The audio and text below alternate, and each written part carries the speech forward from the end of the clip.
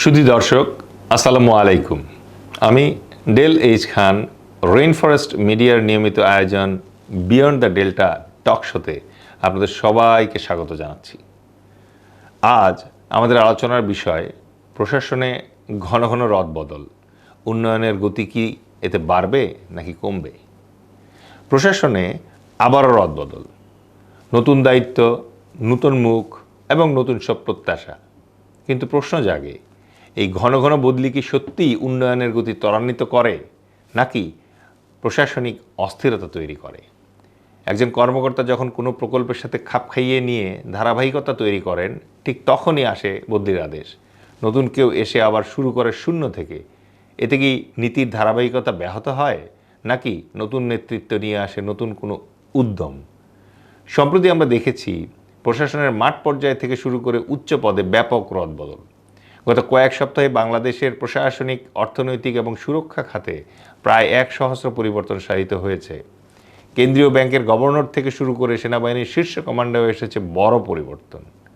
সরকার বলছে এটি একটি স্বাভাবিক প্রশাসনিক প্রক্রিয়া এবং দক্ষতাভিত্তিক পুনর্বিন্যাস।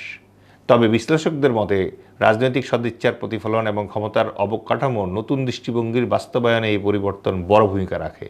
প্রশ্ন হলো, এই পরিবর্তনগুলি কি দেশের উন্নয়ন ও স্থিতিশীলতায় ইতিবাচক প্রভাব ফেলবে নাকি দীর্ঘমেয়াদে অস্থিতিশীলতার সংকেত দিচ্ছে? আজ আমরা এই জটিল সমীকরণ নিয়ে আলোচনা করব। শুধু দর্শক মণ্ডলী, আজকে আমাদের সাথে স্টুডিওতে উপস্থিত আছেন সিনিয়র সাংবাদিক এম.এ. আজিজ এবং লেখক, রাজনীতিবিদ এবং রাজনীতি বিশ্লেষক গোলাম মাওলা রনি। আপনাদের দুজনকেই স্টুডিওতে আমন্ত্রণ জানাচ্ছি। আলোচনা শুরু করতে চাই জনাব গোলাম মাওলা রনি আপনার কাছ থেকে। অতি সম্প্রতি আমরা দেখলাম যে বাংলাদেশ ব্যাংকের গভর্নরের 5 বছরের চুক্তি ছিল, সেই চুক্তির 2 বছর এখনও বাকি ছিল। বাকি থাকা অবস্থায় তিনি তার অফিসে থাকা অবস্থায় কে বা কাহারা তাকে জানালো যে তার আর চাকরি নেই, তার বদলে নতুন একজন গভর্নর আসতে যাচ্ছেন। এই শোনার পর উনি আবার অভিমান করে অফিস থেকে স্বয়ং চলে গেলেন এবং উনি যখন চলে গেলেন, যাওয়ার সময় কিছু লোকজন, কেউ বলছে মব, কেউ বলছে বিক্ষোভ করে তাকে বিদায় জানিয়েছে। এবং তিনি চলে যাবার পর তার যে উপদেষ্টা ছিল, অনেকে তাকে আবার বলে উজিরে খামোখা, তাকেও প্রায় গলা ধাক্কা দিয়ে বের করে দিয়েছে বাংলাদেশ ব্যাংক থেকে। এই যে প্রশাসনে এই ধরনের রদবদল আসছে এবং রদবদলের ক্ষেত্রে যে বিশেষ সম্মান জানিয়ে বিদায়ের সংস্কৃতি চালু হয়েছে, এই ব্যাপারে আপনার পর্যবেক্ষণ জানতে চাইব। আমাদের হলো কি যে জুলাই আগস্ট বিপ্লবের পরে আমাদের এই দেশে যতগুলো মন্দ কালচার ঢুকে গেছে, তার মধ্যে মব সন্ত্রাস প্রধানতম। এবং এটি একেবারে রাষ্ট্রের সর্বোচ্চ পর্যায় থেকে না, একেবারে প্রান্তিক পর্যায়ে সবার মনে আতঙ্ক তৈরি করে ফেলেছে। মানে এখন ধরুন ডক্টর মোহাম্মদ ইউনূসের ক্ষমতা নেই, তিনি প্রতিটা মুহূর্তে আতঙ্কে আছেন যে কখন তার উপর মব হয়। যিনি চলে গেছেন ক্ষমতা থেকে, শেখ হাসিনা, তিনি ওখানে বসে চিন্তা করছেন যে বাংলাদেশে যদি আমি ফিরে আসি আমার উপর মব হবে। এখন তারেক রহমান সাহেব ক্ষমতায় আছেন, তার ধারণা যে তিনি ক্ষমতা হারালে তার উপরও মব হবে। এই গত 17 মাসে এই দুর্বুদ্ধিটা আমাদের মর্ণ মস্তিষ্কে ঢুকিয়ে দেওয়া হয়েছে, যেটি ইতিপূর্বে কখনো আমাদের চিন্তার মধ্যে আসতো না। আমাদের সমাজে যেটা ছিল, যিনি সম্মানিত তিনি সম্মান পাবেন, যিনি মর্যাদাবান তিনি মর্যাদা পাবেন, যিনি অপরাধী তিনি শাস্তি পাবেন এবং উইথ ডিউ প্রসেস। কিন্তু এখন যে জিনিসগুলো হচ্ছে সর্বত্র এটা ভালো না। আমার মনে হয় যে সরকারে যারা কর্তা ব্যক্তি আছেন তারা এই বিষয়টি খুব সিরিয়াসলি নিতে হবে। এর কারণ হলো রাষ্ট্র ক্ষমতা, এমনকি যে কোনো ক্ষমতা, আপনি আপনি এইভাবে ফিজিক্যাল ফিটনেস, এইভাবে financial strength, then you have a very name and fame, huge name and fame, এগুলো অনেকটা না ফাঁপা বেলুনের মতো, একটু ছোট ছিদ্র হয়ে গেলে মুহূর্তের মধ্যে ব্রাস্ট করে ফেলে। তো ক্ষমতা যেভাবেই হোক না কেন এটা যে কোনো সময় চলে যেতে পারে। ফলে এই ক্ষমতা যাওয়ার পরে যে দুর্ভোগ দুর্দশাগুলো অতীতে ছিল না, এখন শুরু হয়েছে, এই বিষয়গুলো ইমিডিয়েটলি যারা ক্ষমতাধর তারাই এটা বন্ধ করতে পারে। তো এখন আহসান এস মনসুর থেকে শুরু করে অন্য যে সকল গভর্নমেন্ট পোস্ট আছে, পোর্টফোলিও আছে। নতুন সরকার আসলে এটা স্বাভাবিকভাবে পরিবর্তন হয়, সেনাবাহিনীতে পরিবর্তন হয়, পুলিশে হয়, এটা আমরা সবাই মেনে নিই। কিন্তু অতীতে যেভাবে হয়েছে একেবারে ধীরে সুস্থে, ধরুন 15 দিন সময় নিয়েছে, 6 মাস সময় নিয়েছে, বা সঙ্গে সঙ্গে বড় জোর কাউকে ওএসডি করে দেওয়া হয়েছে ইমিডিয়েটলি, যাদের ব্যাপারে খুব বেশি অভিযোগ ইমিডিয়েটলি। কিন্তু কোনো ওএসডিকে, সেটা সামরিক হোক, বেসামরিক হোক, বা সাংবিধানিক পোস্ট হোক, তাকে চড় থাপ্পড় দেওয়া হয়েছে, তার বিরুদ্ধে মব হয়েছে, এই ধরনের কোনো ঘটনা কিন্তু আমরা ইতিপূর্বে ঘটেইনি। একটা জিনিস আমাদেরকে মনে রাখতে হবে যে মানব জাতির যে একটা স্বাভাবিক যে চরিত্র, সেই চরিত্র অনুযায়ী সেটা হলো যে কোনো ভালো জিনিস মানুষ মনে রাখে না, আর মানুষ ভালো জিনিস সে চরিত্র ধারণ করে না। এটা অনেকটা কচুরি পাতার পানির মতো, এনি গুড ডিডস। ফলে আমাদের হাজার বছরের ইতিহাসে এই জাতি অনেক ভালো কিছু করেছে।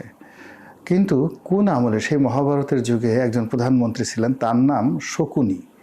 সেই শকুনির নামটা আমরা পৃথিবীতে, হ্যাঁ, শকুনি মামা। তো এখন দেখেন, সেই শকুনি প্রাইম মিনিস্টার ছিল।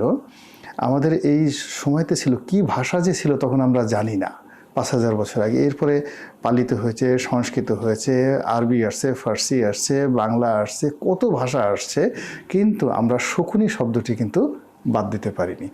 ইট মিনস যে আপনার চরিত্রে যখনই একটা খারাপ জিনিস ঢুকে যায়, এটা আপনার প্যাথোলজিক্যাল সিস্টেমে, এটা আপনার জেনেটিক সিস্টেমে, এবং এটা আপনার ব্রেইনের মধ্যে এমনভাবে ধুমায়িত হয়, আপনি মরে যাবেন।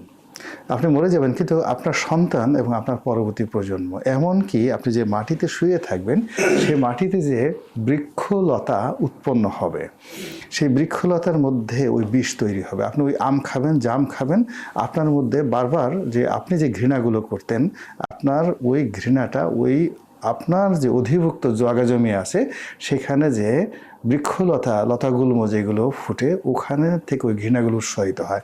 আপনি চিন্তা করেন, আমরা কেন এখনো পর্যন্ত আবু জেহেলকে দেখলে গালাগালি করি নাম শুনলে? আবু জেহেলকে আপনার আমার কোনো ক্ষতি করেছে? মির্জাফর তো আপনাকে আমাকে কিচ্ছু করেন, আমরা দেখিও না লোকটা কেমন, কিন্তু মির্জাফর পেলেই আমরা 4-5টা গালি দিয়ে দিই। তো এখন এই জন্য হয় কি, যে কোনো সমাজে বা কালচারে যদি একটা মন্দ জিনিস ঢুকে যায়, কোন আগে আপনি চিন্তা করেন তো, আমরা এই যে 3 জনে তো এখানে আছি, আর ম্যাচুর, আমরা এখন পর্যন্ত পাগল হয়ে যাইনি। তো আপনি আজ পর্যন্ত কোনো বদ্ধ উন্মাদ কোনো মহিলা বা পুরুষকে দেখছেন যে জাল পরে ঘুরে? আমরা তো দেখিনি। মানে আমাদেরকে যদি, আপনাকে যদি বলা হয় যে ঠিক আছে, আপনাকে 100 কোটি টাকা দেওয়া হবে, সুস্থ মানুষ, আপনি একটু গুলশান এলাকাতে জাল পরে 1 ঘন্টা ঘুরবেন, আপনি তো রাজি হবেন না জাল পরে। এই আর যদি কেউ যদি বলে যে অমুক সাহেব গোলাম মোল্লা রনি বা অমুক মেজর, সে জাল পরে গুলশানে 1 ঘন্টা হাঁটছে, পৃথিবীর কোনো পাগল বিশ্বাস করবে না। কিন্তু ইন 1974 বলা গেল বাসন্তী অভাবের ধারণায় জাল পরে ঘুরছে এবং মানুষ এটা বিশ্বাস করছে। মানে ওই যে একটা মন্দ জিনিস, কিংবা শেখ কামাল ব্যাংক ডাকাতি করেছে, এই কথাগুলো। একইভাবে হাওয়া ভবন, খাম্বা, তারেক রহমান, 10%, এই লামগুলো কিয়ামত পর্যন্ত বাংলাদেশে থেকে যাবে। এখন এর সঙ্গে যদি আবার নতুন, এই যে যেমন এরশাদ গেছে, এখন যত দুনিয়ার যত স্বৈরাচারী বাংলাদেশ আসুক না কেন, যখনই স্বৈরাচারী নামটা আসতেছে, এরশাদের নাম চলে আসতেছে। তো এইরকম ডক্টর মোহাম্মদ ইউনূস এই 17 মাস আর কিছু হোক না কেন, এখন তার নাম হয়ে গেছে সুদি ইউনূস, তার নাম হয়ে গেছে অশান্তির দূত, তার নাম হয়েছে মব সম্রাট বা মব রাজা। তো এই জিনিসগুলো, তো এই দিক থেকে অতীতের যে আমাদের যে ব্যাড যে কালচারগুলো, সেই ব্যাড কালচারগুলো আওয়ামী লীগকে ভুগিয়েছে, বিএনপিকে ভুগিয়েছে, প্রত্যেকটা, ইভেন জামাত। বাট কেমন হচ্ছে এই যে নতুন যে চেঞ্জগুলো, মানে স্পেশালি প্রশাসনে এবং সেনাবাহিনীতে, এদের অনেককে তো আপনি চেনেনও। আমি চিনি এদের যে কর্তা ব্যক্তি যারা প্রথম আসছে, মানে টপ, এদের চিন্তা চেতনাটা না রাষ্ট্রনায়কোচিত নয়, খুব ছোট মন মানসিকতার। একজন রাজা, তিনি হবেন নেপোলিয়ন বোনাপার্টের মতো, একজন রাজা হবেন জুলিয়াস সিজারের মতো, একজন সেনাপতি হবেন হানিবল বার্কার মতো, তারপরে একজন ধর্মীয় গুরু কাম রাজা হবেন হজরত উমরের মতো, খলিফা হারুন আর রশিদের মতো, তারপরে সম্রাট আকবরের মতো। তখন হয় কি, এই ব্যাড লিগেসিগুলো তৈরি হয় না। আপনি এই সাম্রাজ্য, আমি এই যে নামগুলো বললাম, নামগুলো বলার সাথে সাথে আপনার কাছে পজিটিভ জিনিসগুলো চলে আসে। অথচ তারা কিন্তু প্রাকৃতিক কর্ম করতেন, তাদের মধ্যে ঝগড়াঝাটি ছিল, হাজব্যান্ড এদের অনেকের 4-5 বার বিয়ে হয়েছে, ডিভোর্স হয়ে গেছে, অনেক খারাপ জিনিস আছে, কিন্তু আমরা সেই জিনিসগুলো মানে করি না। এর কারণ হলো তারা ক্ষমতার সিংহাসনে বসে শুধুমাত্র ভালো চিন্তা করেছে রাষ্ট্র নিয়ে এবং নিজেদের ব্যক্তিগত রাগ অভিমান ক্ষোভকে রাষ্ট্রীয় ক্ষমতায় ব্যবহার করেনি। যেমন ডক্টর মোহাম্মদ ইউনূস ক্ষমতায় বসছেন, সে বসেই তার মনে হয়েছে গ্রামীণ ব্যাংকের কথা, তার মনে হয়েছে বারবার গ্রামীণ ফোনের কথা, তার মনে হয়েছে নিজের মামলা মোকদ্দমার কথা, আর তার মনে হয়েছে শেখ হাসিনা আমার অনেকগুলো মামলা দিছে, এটাকেও আমার মামলা দিতে হবে। তো এই জিনিসগুলো মনে হওয়ার কারণে এই মবগুলো তৈরি হয়েছে। আবার শেখ হাসিনা যখন ক্ষমতায় বসছে, তার বারবার মনে হয়েছে ৭৫ 15 আগস্ট আমাকে এই কাজগুলো করেছে, ৭১ এই কাজগুলো করেছে, আমার বোধহয় জন্ম হয়েছে বা আমি বেঁচে আছি এই প্রতিশোধ নেওয়ার জন্য। এখন যিনি বর্তমান তারেক রহমান সাহেব আছেন, তিনি যদি মনে করেন যে আমাকে ওই সময় ডিজিএফআই ধরেছিল, আমাকে নির্যাতন করেছিল, ওই সময়টাতে আমার বাড়ি ঘর ভেঙেছিল, আমি এই 17টা বছর দেশে থাকতে পারিনি, এই কথা দ্যাট ইজ ইন্টারেস্টিং পার্ট। মানে যেই ডিজিএফআই ধরেন এক সময় তাকে অত্যাচার করেছিল, মুসলিমকে নিয়ে দেশের বাইরে পাঠিয়ে দিয়েছিল, এখন তো তারই অধীন, তাহলে তার অ্যাপ্রোচটা কি হতে পারে? মানে প্রথমত হলো যে এই বিষয়গুলো তাকে ভুলে যেতে হবে, হি হ্যাজ টু ফরগেট। আমি এই কথাগুলো আপনাকে বিদায়, মানে একটা জিনিস হলো আল্লাহ রাসূল মুহাম্মদ রাসূলুল্লাহ সাল্লাল্লাহু আলাইহি ওয়াসাল্লাম যখন মক্কা বিজয় করলেন, তো মক্কার সমস্ত মানুষ কাঁপছে, ভয়ে কাঁপছে, এবং এমনও ঘটনা ঘটছে যে এক বুড়ি, 80 বছরের বুড়ি, সে মানে মাথায় বাক্স পেট্রা নিয়ে সে দৌড়ে পালাচ্ছে, তো সে বহন করতে পারছে না। তো মোহাম্মদ রাসূলুল্লাহ এই জিনিসটা দেখলেন, দেখে তিনি বলল যে দেন আপনি কোথায় যান, আমি আপনাকে এগুলো বহন করে দেই। তো বহন করে সে যখন তার ডেস্টিনেশন পৌঁছলো, তা বললো যে আপনি এত বুড়া মানুষ, আপনি কেন এগুলো নিয়ে পালালেন? আরে বললো না, হ্যাঁ এই মোহাম্মদ আসছে, অমুকের ছিল মোহাম্মদ আসছে, আবদুল্লাহ ছিল মোহাম্মদ, সে তো মক্কা করছে, পুরো মানে এখানে সব এই করবে, আমি এই ভয়ে বাড়ি ছাড়িয়েছি। তো সে বললো যে আপনি কি তাকে চিনেন? বলে যে না, আমি তো সে। তো এই হলো মূল ঘটনা। মক্কার সমস্ত নেতারা আসলো, সমস্ত আবু সুফিয়ান থেকে শুরু বিখ্যাত লোকেরা আসলো, এসে বলল যে বাবা বা ভাই, এখন আমরা তোমার অধীন, আমাদেরকে ক্ষমা করে দাও। তো সে বললো যে আমি ক্ষমা করব কেন? ক্ষমা করার জন্য তো আসলে একটা অভিযোগ থাকা লাগে, আপনাদের বিরুদ্ধে আমার তো কোনো অভিযোগই নেই, I don't have any complain even, that's why তিনি বিশ্ব মানবতার দূত। এখন তারেক রহমান সাহেব বলেন বা ডক্টর ইউনূস বলেন বা আপনি আমি বলেন, আমরা সাধারণ মানুষ হিসেবে যখন আমাদের হাতে ক্ষমতা থাকে না, তখন আমরা একজন সাধারণ মানুষ, তখন একজন তারেক রহমান সাহেব সে পুলিশের ওসিকেও তাকে পাত্তা দিতে হবে, পুলিশের কনস্টেবলকে পাত্তা দিতে হবে, কিন্তু যেই মুহূর্তে আল্লাহ তাকে একটা ক্ষমতা দিলেন, it is not his power. His পাওয়ার হলো মানে আপনার একটা বডি, আপনি যে অ্যাজ এ হিউম্যান বিং, কিন্তু যখনই আপনি একটা চেয়ারে বসলেন, এই চেয়ারটা আল্লাহ আপনাকে দিল, আর আল্লাহর ক্ষমতা নিয়ে সঙ্গে সঙ্গে আপনি জুলুম শুরু করলেন, খারাপ চিন্তা করলেন, ওখান থেকে আপনার ডিস্ট্রাকশন শুরু হয়। তো সেই ক্ষেত্রে এই যে আপনি যেটা বলেন, বর্তমান জমানাতে যে পরিবর্তনগুলো হচ্ছে, এটা যদি রাষ্ট্রের প্রয়োজনে হয়, তিনি যদি মনে করেন যে অ্যাবসলিউটলি 100, এখানে কোনো যদি নাই, কিন্তু নাই, ডট নাই, সেমিকোলন নাই, কোনো কিছু নাই, এটা বিটুইন যে সিদ্ধান্ত নিয়েছে তার সিদ্ধান্ত এবং আল্লাহর সাথে তার যোগাযোগ, ক্ষমতাটা দিচ্ছে আল্লাহ, ক্ষমতা দিচ্ছে আল্লাহ। তো এখন ওই টেবিলে বসে সে যখন সাইন করেছে, ওই সাইন করার ক্ষেত্রে সে যদি মনে করে আমি কাজটা করেছি দেশের জন্য, কল্যাণের জন্য, মানবতার জন্য, এবং এটাই ভালো, অবশ্যই এই কাজে বরকত আসবে। আর যদি সে মনে করে যে আমি এই কাজটি করেছি, আমার এর মধ্যে ব্যক্তিগত স্বার্থ আছে, লোভ আছে, ক্রোধ আছে, কাম আছে, বাসনা আছে, অথবা আমার আত্মীয় স্বজন থেকে শুরু করে সামহাও অন্যের বুদ্ধিতে আমি এই কাজগুলো, নেপোটিজমে আমি এই কাজগুলো করেছি, অন্যের ইনফ্লুয়েন্সে কাজ করেছি, আপনি নিশ্চিত লিখে রাখেন অতীতে যারা এই ধরনের কাজকর্ম করেছে তাদের চাইতে সবসময় এই শাস্তিটা বেশি হয়। ধন্যবাদ গোলাম মাওলানা রানী। আবার আপনার কাছে ফিরবো, আসি সিনিয়র সাংবাদিক এম এ আজিজ আপনার কাছে। অনেকেই সোশ্যাল মিডিয়াতে যেহেতু আমরা এখন অনেক বেশি সময় পার করি, তো ওখানে এই বিভিন্ন শীর্ষ পদের যে বদল এবং এই বদলগুলো নিয়ে বিভিন্ন ধরনের সমালোচনাও দেখতে পাই।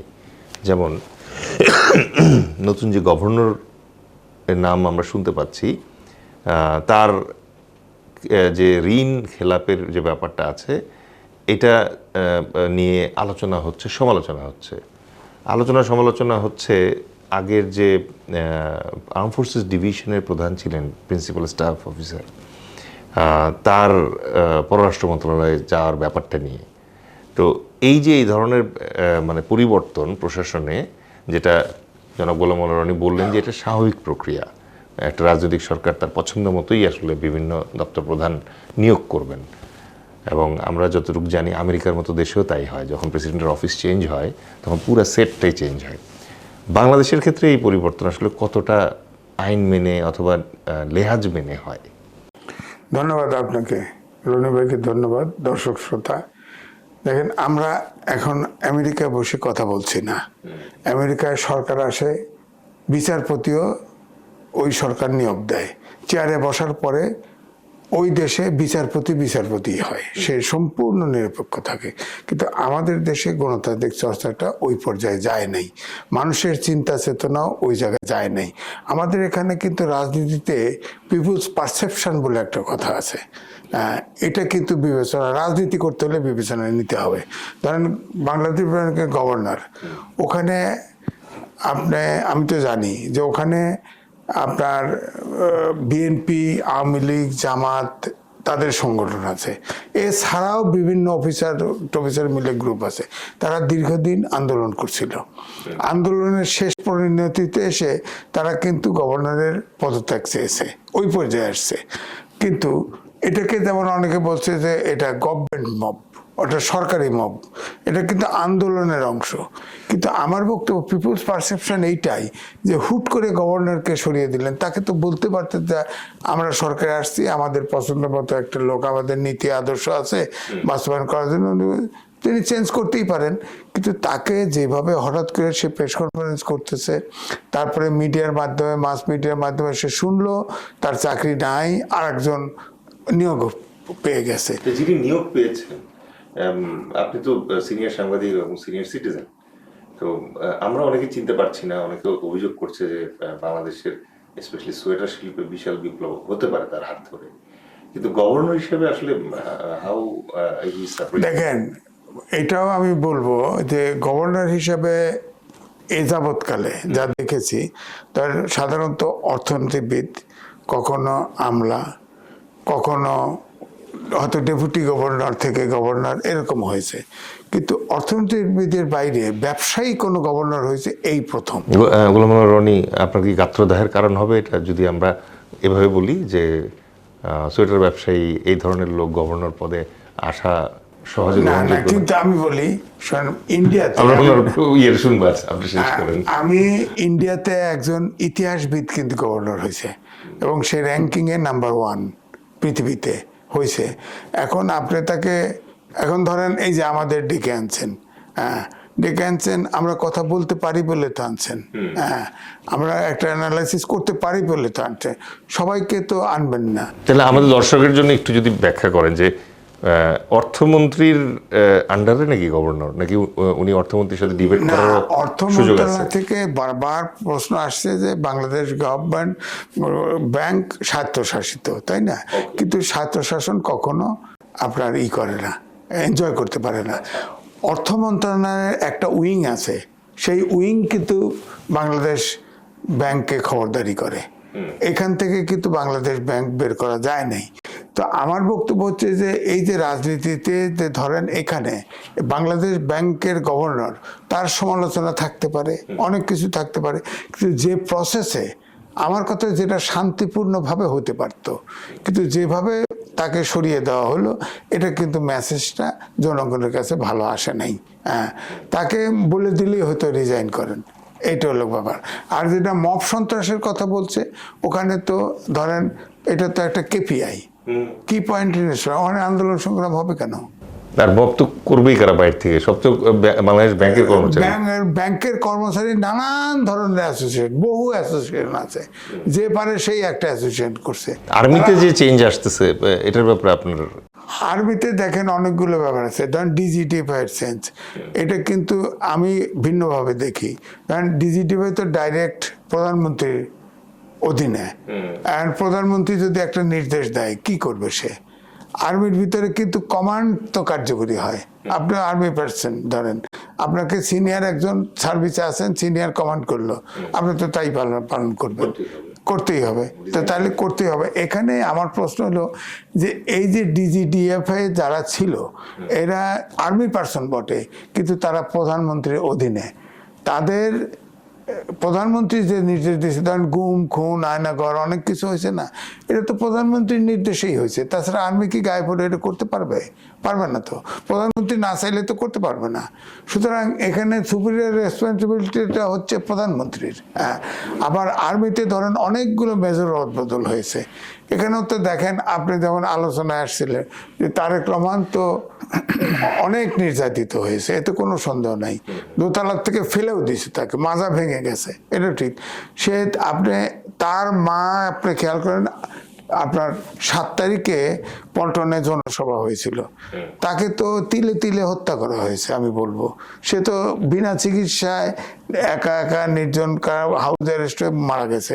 কিন্তু সে কিন্তু ওই সময় কিন্তু বক্তৃতায় বলেছে কোনো প্রতিশোধ নেওয়া যাবে না, কোনো সবাইকে সব একসাথে কাজ করতে হবে, তিনি বলেছিলেন। এখন আমার বক্তব্য হলো যে তারেক রহমান যদি এখন মনে করে আমি ওই প্রতিশোধ নিতে যাব, তাহলে তো তিনি দেশ নায়ক হলেন না, দেশটা তো চালাতে পারবেন না। একজনের প্রতিশোধ নিতে গেলে প্রতিবাদ আসবে, ভিন্ন ফর্মে আসতে পারে তো। সুতরাং উনি, আমার বক্তব্য হলো দেশটা এমনিতেই কিন্তু ডক্টর মোহাম্মদ ইউনূস যে জায়গায় তৈরি রেখে গেছে, এই দেশ চালানো গোছানো খুবই কঠিন, খুবই কঠিন। এই দেশে ধরেন, আমি বারবার রেফারেন্স দিই, এক কথায় প্রকাশ করি যে বিশ্ব ব্যাংকের লাস্ট জরিপে এই বছরের শেষে 3.5% জিডিপি গ্রোথ হবে। এবং এখন আবার যে এই যে ইরাক এবং ইসরায়েলের যে যুদ্ধ, মার্কিন হ্যাঁ যে শুরু হয়েছে, এই যে তেলের দাম বেড়ে যাবে, তেলের দাম হলো জীবন জীবিকার লাইফ লাইন, আমাদের দেশে বেড়ে যাবে না, ইতিমধ্যে 10% বেড়ে গেছে ইতিমধ্যেই। তো এটাতে তো আরো অসহনীয় করে ফেলবে। তো আমরা তো নিশ্চিত দুর্ভিক্ষের দিকে যাচ্ছি। তাহলে কি যে নতুন যে পদ পদবিতে পরিবর্তন আসছে, এই যে নতুন সেটটা, এই সেটটার ব্যাপারে কি আপনি হোপফুল, আশাবাদী? না, সেটটা সব জায়গায়, অনেক জায়গায় চিনি, অনেক জায়গায় চিনি না। কিছু কিছু চেঞ্জ আমি মনে করি যে উপযুক্ত ব্যক্তি উপযুক্ত জায়গায় গেছে, এটা আমার কাছে মনে হয় নাই। হ্যাঁ, হয়তো তারা তাদের চিন্তা থাকতে পারে। ধরেন আমি সরকারে আসছি, আমার মনে করি আপনার দ্বারা ভালো হবে, আমি বসাই দিছি। এটা তো লাস্টেতে ধরেন মাত্র 11 দিন 12 দিন হলো সরকারের, এখনো ইভ্যালুয়েট করার সময় আসে নাই। দ্বিতীয়টা হচ্ছে আমি যেমন তারেক রহমানের সাথে আমার 2 বার দেখা হয়েছে, আমি সবসময় বলেছি আপনি শহীদ প্রেসিডেন্ট জিয়াউর রহমান হয়ে যান, হ্যাঁ, আর আপনার কোনো আইকন দরকার নাই, আপনার বাবা এবং মা আছে। হ্যাঁ, এখন আমার কাছে এখন মনে হচ্ছে যে পুরোপুরি তিনি শহীদ প্রেসিডেন্ট জিয়াউর রহমান হতে পারেন। আমরা একটু সময় হয়তো দিব, আপনি সিনিয়র মানুষ, আপনিও নিশ্চয়ই দিবেন। লেটস সি যে উনি আমাদের কোথায় নিয়ে যান। গোলাম মোল্লা রনি, আপনার কাছে আসবো, যেটা প্রত্যাশা থাকে পাবলিকের, জনমানুষের একটা প্রত্যাশা থাকে। হয়তো আমরা মনে করলাম যে এই পদটার জন্য গোলাম মোল্লা রনি ভাই, তাকে যেহেতু দীর্ঘদিন আমি টিভিতে দেখেছি, এতে দেখেছি, তার চিন্তাধারা সম্পর্কে আমার একটা পরিষ্কার বোধ আছে, উপলব্ধি আছে। সো আমি হয়তো ওই আকারটা ওখানে দেখতে চাচ্ছি যে ওকে এরকম অথবা এই আকারের একটা মানুষ ওখানে আশা করছি। কিন্তু পলিটিক্যাল সরকার যখন আসে তখন তাদের নিজস্ব পছন্দ থাকে। একই স্বজনপ্রীতি কিন্তু ডক্টর মোহাম্মদ ইউনূসও দেখিয়েছিলেন। ওনার অবশ্য সমস্যা অন্য ছিল, সেটা হচ্ছে সময় কম ছিল, এত যাচাই বাছাইয়ের সুযোগ ছিল না। সো তার পরিচিত গণ্ডির ভিতর থেকে উনি লোক এনে সরকার পরিচালনা শুরু করেছিলেন। কিন্তু পলিটিক্যাল গভর্নমেন্টের ক্ষেত্রে আবার দেখা যায় যে অনেক ধরনের চাপও থাকে, হয়তো পূর্বেকার কোনো লেনদেনের মানে ফেরত দেওয়ারও ব্যাপার থাকে। অথচ জনগণ এবং রাষ্ট্রের কিন্তু প্রত্যাশা হচ্ছে যে যার কাজ তাকেই সাজে, এবং যে যেখানে উপযুক্ত তাকে সেখানে যদি বসানো যায় তাহলে দেশের লাভ হয়, জনগণের লাভ হয়।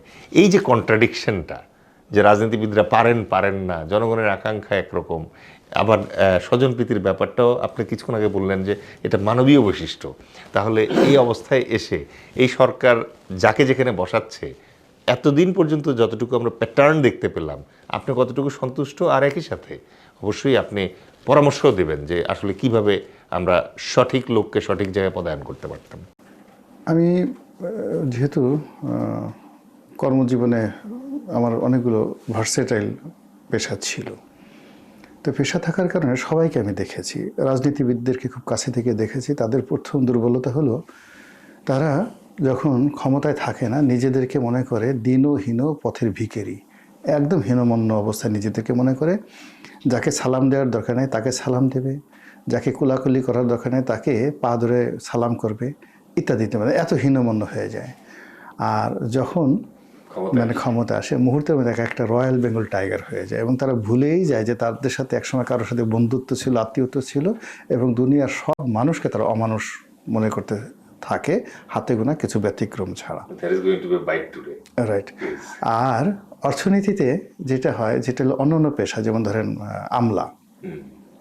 আমলাদের মধ্যে 90% আমলা, সেটা সামরিক বেসামরিক জুডিশিয়ারি যাই হোক না কেন, ওদের না একটা নির্দিষ্ট স্বপ্ন থাকে, একটা প্রমোশন ডিউ টাইম, একটা প্রমোশন, এবং যাকে বলে ঘুষটা ওদের সেকেন্ডারি, কিন্তু প্রমোশনটা ওদের যাকে বলা হয়। এবং সে আসলে ওই কাজ করে তারপরে শেষে সে তার কাঙ্ক্ষিত, অর্থাৎ যিনি একজন সেনাবাহিনীর ঢুকলেন, তা তিনি হয়তো একজন সিপাহী সুবেদার মেজর পর্যন্তই হতে চান, বা যিনি সেকেন্ড লেফটেন্যান্ট হলেন সে আসলে সেনা প্রধান পর্যন্ত হতে চান, এরপরে আসলে তার স্বপ্ন যায় না।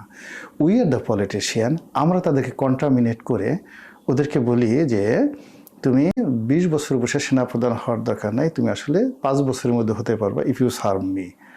আমরা তাদেরকে বানাই। তো এইভাবে আমরা তাদের মধ্যে লোভ ঢুকিয়ে ফেলি।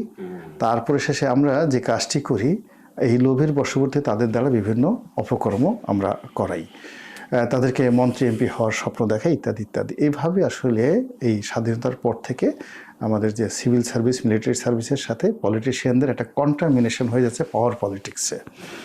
কিন্তু তারপরেও আমি দেখেছি যে এরকম পাওয়ার পলিটিক্সে 10% লোক কন্টামিনেটেড হয়েছে, highest, not more than that. Still 90% government official তারা আসলে সরকারি চাকরি টাকরি করে বাঁচতে চায়।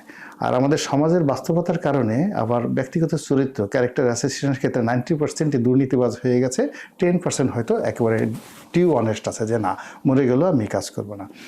তখন এই অবস্থাতে আমি যে জিনিসটা দেখেছি যে কোনো একটা বাহিনীতে, সেটা পুলিশ হোক, আনসার হোক, সেনাবাহিনী হোক, কিংবা সচিবালয়ের কর্মকর্তাকে যখন কাউকে আনডিউ প্রমোশন দেওয়া হয় আর কাউকে বঞ্চিত করা হয়, দুটো পরিবারের মধ্যেই জাহান্নামের আগুন শুরু হয়ে যায়। অর্থাৎ যে প্রমোশন পেল সে নিজেকে আর মানুষ রাখে না, সে নিজেকে দানব বানিয়ে ফেলে। আর যে প্রমোশনটা পেল না, তার স্ত্রী পুত্র সন্তান মনে করে আহা আমাদের হবে না, কালকে ও আমার অধীন ছিল, আজকে তাকে আমার ছাড় ডাকতে হবে, এ জীবন থাকার চেয়ে মরে যাওয়া ভালো। প্রতিটা মুহূর্তে সে লাঞ্ছিত, অপমানিত, ধর্ষিত হতে থাকে। তো এখন যাদেরকে বাদ দেওয়া হয়েছে তাদের প্রত্যেকটা পরিবারে জাহান্নামের আগুন শুরু হয়ে গেছে। এখন এই জাহান্নামের আগুন, তাদের যে অভিশাপ, এই অভিশাপ যারা করেছে তাদেরকে তাড়া করবে। আর যাদেরকে আনা হয়েছে তাদের মধ্যে যদি ডিউ প্রসেসে যারা এসে থাকে, certainly it is a good decision. কিন্তু যদি কোনো পলিটিক্যাল ইনফ্লুয়েন্সে কাউকে জোর করে ওখানে আনা হয় শুধুমাত্র ব্যক্তিগত পছন্দ অপছন্দের কারণে, তাহলে ওই মানুষটি আর অফিসার নেই, ও দানব হয়ে গেছে। এটা হলো শুধু, এবং দানব দিয়ে কখনো মানবের সেবা হয় না। ফলে সময় না যাওয়া পর্যন্ত এটা বোঝা যাবে না। এখন আমি এটা যে সরকারকে একদম 100% সমালোচনা করব তাও পারছি না, বিকজ এই কাজটি সেই বলতে গেলে এরশাদ জামানার 88 মানে 86 সন থেকে আসলে কাজটা হয়ে গেছে। এরশাদ যখন সিদ্ধান্ত নিল যে আমি নির্বাচন করব, হ্যাঁ, তো তখন থেকে আসলে এই কাজটা সামরিক বেসামরিক প্রশাসনে হয়ে যাচ্ছে, সবাই পছন্দের মানুষ চায়। এখন সরকার এই কাজটা কীভাবে করেছে, কী করেছে সেটা তারা ভালো বলতে পারবে। আমি শুধুমাত্র জেনারেল ফেনোমেনাগুলো বললাম যে এর মাধ্যমে আসলে এই ঘটনাগুলো ঘটে। আমার কাছে যেটা মনে হচ্ছে যে আপনি যেটা আমাকে জিজ্ঞাসা করেছিলেন যে মানুষের এক্সপেকটেশন, আসলে সেই 2014 সন থেকেই আমরা আসলে সাধারণ মানুষ রাজনীতিবিদদের কাছে কোনো কিছু আশাই করে না। তারা চিন্তা করে যে এদের গজব থেকে আল্লাহ রক্ষা করো, মানে এরা আমাদের কোনো উপকার করুক আর না করে, যেন আমাদেরকে ক্ষতি না করে, এটাই হলো মানুষের এক্সপেকটেশন। এখন যারা ক্ষমতায় আসছে, বাবা গো তোমরা আসছো, উপা করে গাড়ি চালাও, সরকারের বেতন খাও, ভাতা খাও, টাকা খাও, পয়সা খাও, যা ইচ্ছে তাই করো, আমাদেরকে গুলি করো না, আমাদেরকে জেল জুলুম হুলিয়ে নিও না, আমার যেটা প্রাপ্য সেই প্রাপ্যটা ছিনিয়ে নিও না, আমার ঘরে যেটা আছে, এটাই হলো মানুষের এক্সপেকটেশন। কিন্তু ওদের কাছ থেকে কোনো আমার যা কিছু আছে সেটা যেন ওরা ছিনিয়ে না নেয়, এটা হলো মানুষের এক্সপেকটেশন। কিন্তু তারা খুব বেশি করে ভালো করুক বা ওই ইউনূসের নেতৃত্বে বাংলাদেশে আমেরিকা হবে, আবার বাক স্বাধীনতা হরণ হবে, ঘুম ফিরে আসবে, এরকম হয় কি, এটা মানে এটা বাংলাদেশের একটা নসিব, বদনসিব। বিকজ আপনি হয় কি, আমি সব জায়গায় যেটা বলি যে মানুষের যে political leadership quality, it is the highest human quality যেটা আল্লাহ মানুষকে দিয়ে থাকেন। হ্যাঁ, পলিটিক্যাল যেটা লিডারশিপ, একটা পলিটিক্যাল লিডারশিপকে একই সঙ্গে তাকে মিলিটারি লিডারশিপ জানতে হয়, একই সঙ্গে তাকে ফিলোসফি জানতে হয়, একই তাকে স্পিরিচুয়ালিটি জানতে হয়, এবং মানে যাকে বলা হয় মব কন্ট্রোল করার মতো। এই যে একটা মব হচ্ছে, আপনি বিশ্বাস করেন আপনি কোনো সামরিক কর্মকর্তা 2000 সৈন্য নিয়েও আপনি মবের মধ্যে যেতে সাহস পাবে না, কিন্তু একজন পলিটিক্যাল লিডার, ওর এত ম্যাগনেটিক ক্ষমতা, ও একা চলে যাবে ওর মধ্যে, এই চুপ করো, থামো, মুহূর্তের মধ্যে কিন্তু জনগণ থেমে যাবে। এখন এই যে আমরা যেটা পলিটিক্যাল লিডারশিপ, আমরা কি তাদেরকে গড়ার কোনো সমাজ তৈরি করেছি যে এই সমাজে পলিটিক্যাল লিডারশিপ গড়ে উঠবে? গ্রুমিং কোনো সময় নাই। তা আপনি আর্মিতে একজনকে কমিশন দিচ্ছেন, আপনি তাকে গ্রুমিং করছেন, ট্রেনিং দিচ্ছেন, আপনি ছিনতাইকারী বানাচ্ছেন। বিনা ট্রেনিংয়ে কোনো ছিনতাইকারী এই সমাজে আজ পর্যন্ত কেউ ছিনতাই করছে? কোনো বিনা, হ্যাঁ, কোনো পকেট মার এই সমাজে তাকে 2-3 মাস ট্রেনিং দেওয়া হয় না। এবং শুধু তাই না, যে পকেট মারবে, পকেট মারার পরে তাকে পিটানো হবে ধরা পড়লে, এবং সেই পিটানোটা সহ্য করে সে যে তার বসের নাম বলে দেবে না, এই জন্য ফিল্ডে যাওয়ার আগে তাকে কয়েক দফা পিটানো হয়। এই যে যারা ভিক্ষা করে, বিভিন্ন তার দেখবে বিভিন্ন সুরে ভিক্ষা করে, সং করে, ভং করে, তাদেরকে কিন্তু ওয়েল ট্রেন আপ করা হয়। গুলশান, বনানী, বিভিন্ন মোড়ে যেখানে খুব লুক্রেটিভ, এখানে একটা বিরাট ভিক্ষুক সিন্ডিকেট রয়েছে। এই সিন্ডিকেটের যারা বস, তারা অনেকে মার্সিডিজ গাড়ি চালায়, এবং এরা ওই বিভিন্ন জায়গাতে হিউম্যান ট্রাফিকিং, ছোটো ছোটো বাচ্চাদেরকে ধরে কারো কিডনি বিক্রি করে ফেলে, কারো পঙ্গু বিকলাঙ্গ করে ফেলে, করে এদেরকে দিয়ে বছরের পর বছর ব্যবসা করে। তো সব জায়গাতে গ্রুমিং আছে, সব জায়গাতে ট্রেনিং আছে। পলিটিক্স ইজ এ থিংস যেখানে আমরা বলেন তো আমাদের তারেক রহমান সাহেব যে প্রধানমন্ত্রী হবেন, কোন জায়গাতে আমরা তারা ট্রেনিং দিয়েছি? ডক্টর মোহাম্মদ ইউনূস যে 17 বছর আমাদেরকে এই কাজ করে গেলেন, আলী রিয়াজ যে আমাদেরকে এই 17 বছর রীতিমতো বলাৎকার করে গেলেন। 17 মাস না, আমি ভয়ে 17 বছর বলে ফেলছি, আসলে 170 বছর হওয়া উচিত। 17 বছর আমাদের আয়ু কমায় দিয়েছে রীতিমতো, এবং এটা রীতিমতো পুরো জাতিকে বলাৎকার করে গেছেন। এখন এই যে উনি যে বলাৎকার করেছেন, সে কোথা থেকে ট্রেনিং পেয়েছে? কোথা থেকে ট্রেনিং? তার হঠাৎ মনে হয়েছে, সিনেমা দেখেছে, নাটক দেখেছে, একা একা চিন্তা করেছে, অথবা তার বউয়ের সাথে ঝগড়া হয়েছে, সে তখন মনে হয়েছে যে আল্লাহ, আমি যদি কোনোদিন ক্ষমতা পাই আমি দেখাই দেবো। এখন বউর সাথে যেটা পারে না সেটা আমার সাথে দেখাই দিয়েছে আর কি। তো এইরকম পলিটিক্সের ক্ষেত্রে গ্রুমিং হয় না। আগেকার দিনে মধ্যযুগে বলেন, সব জায়গাতে বলেন, যিনি রাষ্ট্র ক্ষমতায় আসবেন গ্রুমিং হতো। ইভেন গণতন্ত্র, আজ গণতন্ত্র যে সমস্ত দেশে খুব স্ট্রং গণতন্ত্র আছে, যেমন জাপান বলেন, সাউথ কোরিয়া বলেন, ইংল্যান্ড বলেন, আমেরিকা বলেন, এই গণতন্ত্র প্রতিষ্ঠা হয়ে গেছে। সেখানে একজন ট্রাম্প হতে তাকে 30-40 বছর গ্রুমিং হতে হয়।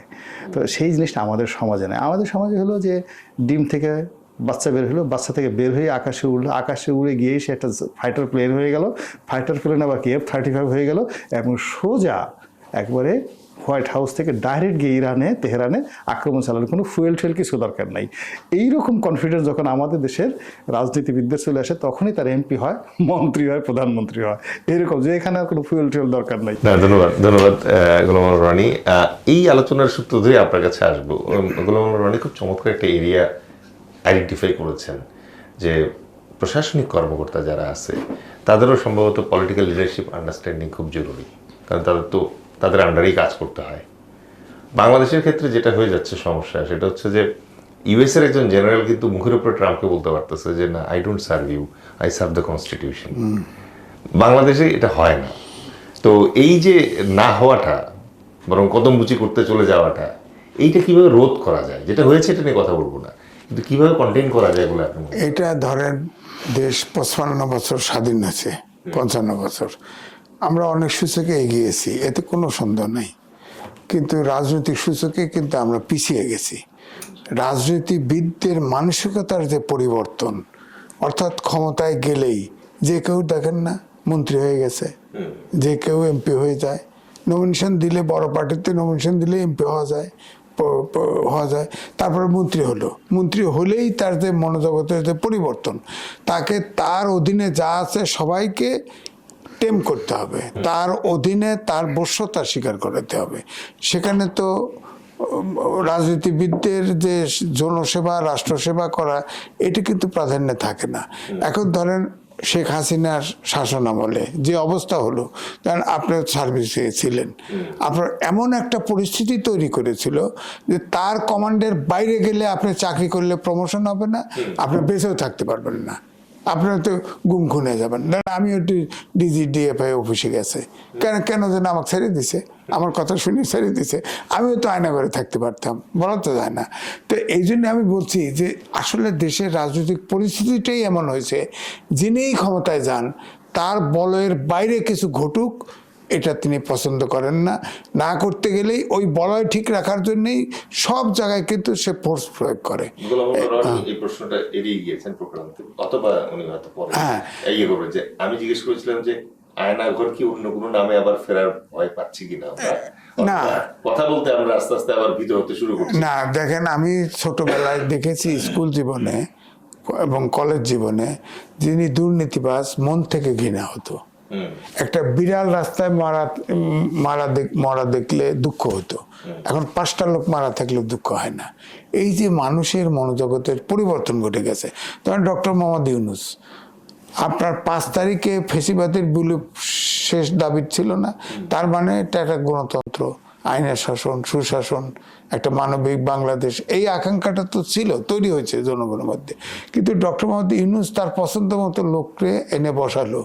এখন বলেন যে এই যে ছাত্রদেরকে মব সন্ত্রাসে ব্যবহার করা হলো, ব্যবহার করা প্রত্যেকটা জায়গায় মব তো সে সরকার এই ধরেন এই যে বিভিন্ন জায়গায় স্থাপনা 32 নম্বর থেকে শুরু করে বুলডোজার লাগায় ভেঙে দিয়েছে, চুপ থাকছে না। হ্যাঁ, মব তৈরি করা হয়েছে, অর্থাৎ কোর্টের ভিতরে বিচার বিভাগে, হাইকোর্টে, সুপ্রিম কোর্টে মব ঢুকাই দিছে না, বিচারপতি পালাইছে না, আপনাদের সেনানিবাসেই তো পালাইছে। তো সুতরাং এই জন্য বলছি যে এই যে মব তৈরি করলো, এখন তারপরে আবার ফের দেখেন উপদেষ্টারা অধিকাংশই এর ফাঁক দিয়েই অল্প সময় আসি, সুতরাং কিছু সংগ্রহ করো। এখন তো সবার বিরুদ্ধে দুদকে মামলা হচ্ছে, ডক্টর মোহাম্মদ ইউনূসের বিরুদ্ধেও মামলা হয়েছে। এখন এই সরকারের কাছে প্রত্যাশা হবে, বর্তমান সরকার তারেক রহমান সরকার, যে দুদকে মামলা গেছে এটা নিরপেক্ষভাবে তদন্ত করতে হবে। এখন যদি আপনি ছেড়ে দেন, এটাও কিন্তু পিপুলস পার্সেপশন তৈরি হবে যে ইউনূসকে ছাড় দিছে, ইউনূসের সহযোগিতা নিয়ে সরকারে আসছে, অ্যানালাইসিস করে একটা সূত্র বার করবে, পাবলিক বার করে ফেলবে। সোশ্যাল মিডিয়া তো আছেই, এটা তো সমানে এটাকে নানাভাবে ফ্যানেটিক ইয়ে করে ফেলবে।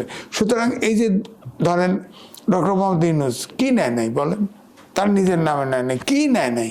আপনি এই উত্তরা দিয়ে বাড়ি যান, অর্ধেক জায়গা দখল করে ফেলছে সে। আপনি বলেন ইউনূস বিশ্ববিদ্যালয়, নার্সিং হোম ইত্যাদি ইত্যাদি করার জন্য এত টাকা রাতারাতি কই পেল বলেন? এই যে গ্রামীণ ফোনের নামে সব নিছে, গ্রামীণ ব্যাংকের নামে নিছে, গ্রামীণ ব্যাংকের ট্যাক্স মাফ করে দিছে। এমনকি উনি না, ভবিষ্যতেও নোবেল প্রাইজ বা এই ধরনের প্রাইজ পেলে তারও ট্যাক্স মাফ করছে।